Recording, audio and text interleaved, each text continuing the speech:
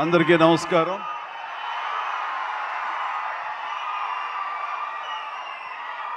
మా అభిమానుల్లో ఆనాటి నుంచి ఈనాటి వరకు క్రమశిక్షణ ఏమీ మారలేదు. అదే క్రమశిక్షణ, అదే ఉత్సాహం.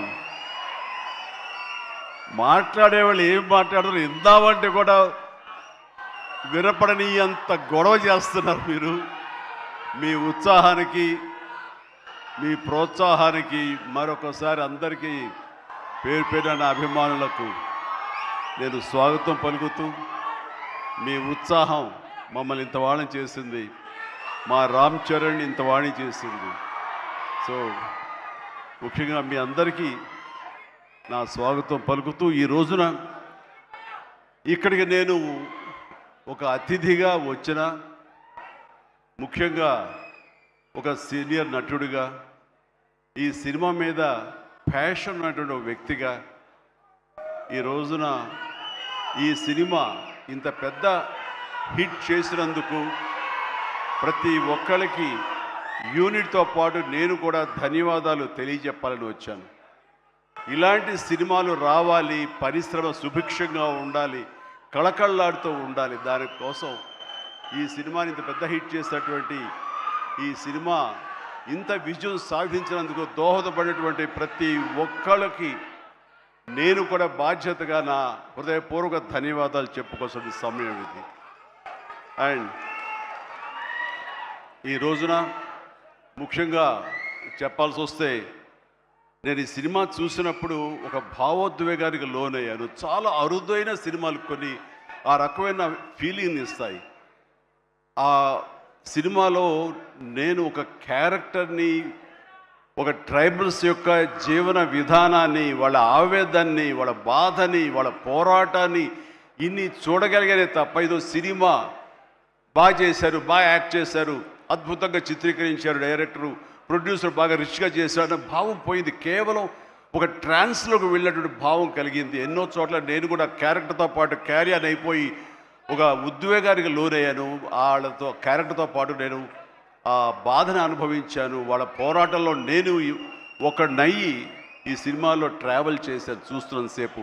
అంటే ఇంత పవర్ఫుల్ సబ్జెక్ట్, ఇంత ఎమోషనల్ సబ్జెక్ట్, ఇంత మోటివేషనల్ సబ్జెక్ట్, ఇంత ఇంటెన్సిటీ ఉన్న సబ్జెక్ట్ని ఎన్నుకొని దాన్ని చరణ్కి తను న్యాయం చేస్తానని నమ్మినటువంటి వ్యక్తిగా, డైరెక్టర్గా మొట్టమొదటిగా నేను బుచ్చిబాబుని మనస్ఫూర్తిగా సభాముఖంగా నేను నా హృదయపూర్వక అభినందనలు తెలియజేస్తున్నాను. ముఖ్యంగా గాడ్ బ్లెస్. తను విలేజ్లో పెరిగిన వ్యక్తి, విలేజ్లో వాళ్ళ మనస్తత్వాలు తెలిసిన మనిషి.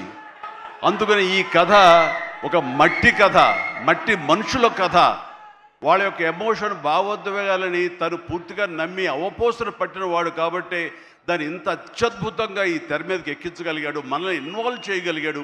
అందులో నాలాంటి వాడు సైతం సినిమాని డిసెక్ట్ చేస్తూ చూస్తుంటారే ఆ భావం పోయింది. సినిమాలు ఇన్వాల్వ్ అయిపోయాను అనమాట. దానికి ప్రధానంగా దీన్ని ఆ ట్రావెల్ చేయడానికి దోహదపడడానికి ఒక గట్స్ కావాలి, ఒక కన్విక్షన్ కావాలి. దానికోసం మన అన్ని రకాలుగా ఈ సినిమాకి న్యాయం చేసినటువంటి కథకుడుగా అవని, డైరెక్టర్గా కానీ బుచ్చిబాబు 100% న్యాయం చేశాడు. అండ్ ఇలాంటి బుచ్చిబాబు లాంటి శిష్యుల్ని చేరదీసి వాళ్ళలో ఉండేటటువంటి టాలెంట్ని సానబట్టి ఈ సానా బుచ్చిబాబుని మన అందరికీ గిఫ్ట్గా వదిలిన మా సుకుమార్ మాస్టర్ గారిని మనస్ఫూర్తిగా నేను అభినందించకుండా ఉండలేకపోతున్నాను. నిజంగా ఇలాంటి మట్టిలో మాణిక్యాల్ని వెలికి తీసేటువంటి ఒక దార్శనికుడు, ఒక ఫ్యూచర్లో ఇలాంటి వాళ్ళు ఇండస్ట్రీకి రావాలి అంటూ అలాంటి వాళ్ళకి అవకాశం కల్పించేటువంటి సుకుమార్ని నేను ఈ సందర్భంగా మనస్ఫూర్తిగా నేను అభినందించాల్సి ఉంది. Thank you Sukumar. అలాంటి శిష్యులు మాకు అప్పగా ఇండస్ట్రీకి అవసరం. అండ్ ఇక ఈ సినిమాలో ప్రధానంగా ఇలాంటి సినిమాలు చిత్రీకరించాలంటే కనుక ఎంత డబ్బు అవుతుంది, ఏంటి బడ్జెట్ ఎంత, ఏంటి, దేనికి నెరవకుండా ఒక సినిమా తీయాలి. రామ్ చరణ్ నాకు చేస్తాను, నన్ను ప్రొడ్యూసర్ చేస్తాను, ప్రొడ్యూసర్గా నాకు సినిమాలు ఇస్తానని ఆయన రంగస్థలం టైంలో మాట ఇచ్చాడు సార్. దాన్ని నిలబెట్టుకుంటూ మళ్ళీ నాకు ఈ అవకాశం కల్పించాడు. కాబట్టి రామ్ చరణ్ గారు నా మీద పెట్టుకున్న నమ్మకానికి నేను దీన్ని ఎంతైనా సరే డైరెక్టర్ యొక్క విజన్ మేరకు దీన్ని నేను ప్రేక్షకుల యొక్క దీన్ని మనల్ని పొందేందుకుగా నేను సర్వశక్తులు వడ్డీ నేను మొత్తం ధారపోసి సినిమాను అత్యద్భుతంగా తీస్తానని ఆ గట్స్ ఉన్నటువంటి నిర్మాత సతీష్ కిల్లారు, ఆయనకి మనస్ఫూర్తిగా నేను అభినందించాలి. ఎందుకంటే దీంట్లో ఎన్నో కష్టాలు వస్తాయి, ఎన్నో బాధలు వస్తాయి. ఫైనాన్షియల్గా వయబుల్ అవ్వచ్చు, కాకపోవచ్చు, డబ్బులు మిగలచ్చు, మిగలకపోవచ్చు, లాభాలు రావచ్చు, రాకపోవచ్చు, ఏమి కాదు. ఒక అత్యద్భుత కథ. ఈ కథకి నిర్మాత అనిపించుకోవడం అంటే నాకు కావాల్సింది ఏముంది అంటూ ఆయన ఈ కథను నమ్మారు. అంత మంచి పేరు వచ్చింది దీనికి. కాబట్టి ఈ సందర్భంగా దీని వెనకాల వెన్నుదన్నుగా నిలబడ్డటువంటి కిలార్ సతీష్ గారికి కూడా నా అభినందన తెలియజేస్తున్నాను. ఇక రామ్ చరణ్ మిగతా విషయాలు మాట్లాడకుండా రామ్ గురించి మాట్లాడాల్సి వస్తే ఎవరికైనా ఏమనిపిస్తుందంటే బిడ్డ గురించి మాట్లాడుతుంటే అది ఆయుక్షీణం అంటారు. బిడ్డ గురించి మాట్లాడమంటే కనుక నా గురించి నేను మాట్లాడినట్లుగా ఉంటుంది అనుకుంటారు. అవన్నీ పక్కన పెడితే ఒక తోటి నటుడుగా ఈ ఇండస్ట్రీలో ఒక సీనియర్ యాక్టర్గా ఇలాంటి ఇంటెన్సిటీ, ఇలాంటి ఇన్వాల్వ్మెంట్ తోటి, ఇంత హై యాక్షన్ తోటి, డ్యాన్సులతోటి, ఎమోషనల్ సీన్స్ తోటి అన్ని రకాలుగా, అంటే ఒక ఆర్టిస్ట్కి ఎన్ని రకాల కోణాలు ఉండాలి, అన్ని కోణాలను పరిపక్వత సాధించి దాన్ని 100% బియాండ్ 100% తెర మీద చూపించేటువంటి చరణ్ నేను మనస్ఫూర్తిగా అభినందిస్తున్నాను. ఒక తండ్రిగా గర్వపడుతున్నాను. రంగస్థలం, మన సుకుమార్ గారి సినిమా రంగస్థలంలో వావ్ ఎంత బాగా చేశాడు, ఎంత అద్భుతంగా చేశాడు అని అనుకున్నాం.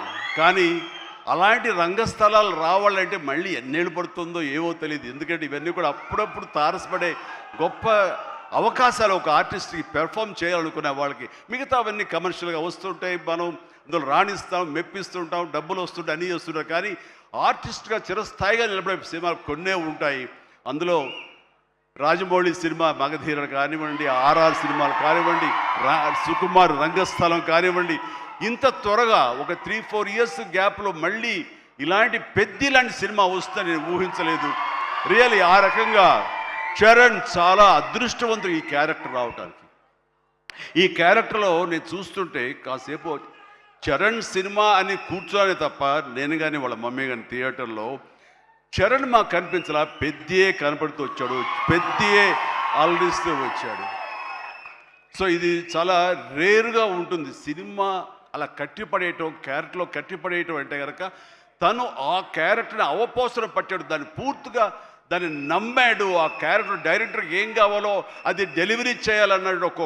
ఒకే ఒక సంకల్పంతో ఉండకపోతే, అంత కఠోరంగా దాన్ని నమ్మి వెళ్ళకపోతే అతను ఖచ్చితంగా ఇందులో ఇంత సక్సెస్ అయ్యేవాడు కాదు. ఇంతమంది చేత ఇలా శభాష్ అనిపించుకునేవాడు కాదు. చెప్పాలంటే ఈ సినిమా చరణ్ మనని సంతోషపెట్టాడు, మన చేత ఆనందంగా గెంతులు వేయించాడు, మన చేత బాధ పెట్టాడు, ఆ బాధకు మనం లోనయ్యేలా చేశాడు, ఆఖరికి విజయం సాధించాడు. ఇలాగా ఎన్ని రకాలుగా చూసుకున్నా సరే ఈ పెద్ద క్యారెక్టర్లో తను రాణించిన విధానానికి, తను పడ్డ కష్టానికి నేను మనస్ఫూర్తిగా నా అభినందనలు తెలియజేస్తూ మరొక ఎన్నో విషయాలు చెప్పాలి.